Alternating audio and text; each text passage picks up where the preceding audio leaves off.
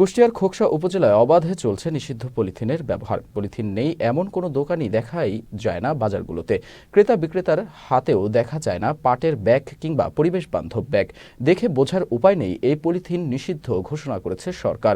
তাছাড়া পলিথিনের বিরুদ্ধে প্রশাসনের তৎপরতাও দেখা যায় না। প্রতিনিধি মোহাম্মদ মোকাররম হোসেন সাবুর পাঠানো তথ্যচিত্রে বিস্তারিত ডেস্ক রিপোর্টে। পলিথিন মাটির সঙ্গে মেশে না, উল্টো মাটির উর্বরতা নষ্ট করে।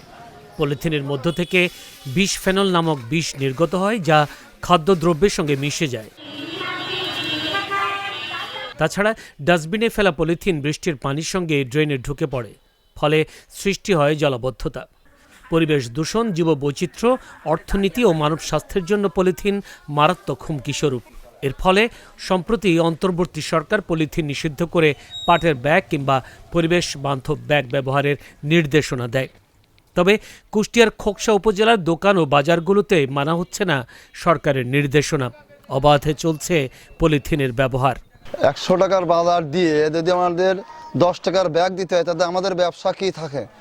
তারপরেও আপনারা কোম্পানি বন্ধ না করে আমাদের কাছে আসলে তো আমাদের কোনো করার উপায় নাই। পলিথিনটা একটা দোকানদারের দিল, দোকানদারের কাছ থেকে নিলাম। পলিথিন ব্যাগ অ্যাভেলেবেল চলছে, এই জন্য নিচ্ছি। শুনি তো সরকারতে পলি বেচা নিষিদ্ধ, কিন্তু বাস্তবায়ন তো দেখি না, সবই তো চলতেইছে জানে। পূর্ববর্তী সরকার যারা ছিল তারাও নিষিদ্ধ করেছিল, কিন্তু আজ অবধি পর্যন্ত কিন্তু আমরা দেখেছি যে এই অন্তর্বর্তী সরকার এসে নিষিদ্ধ করেছে, কিন্তু বাজারে কিন্তু পলিথিনের কিন্তু এখনো সয়লাব।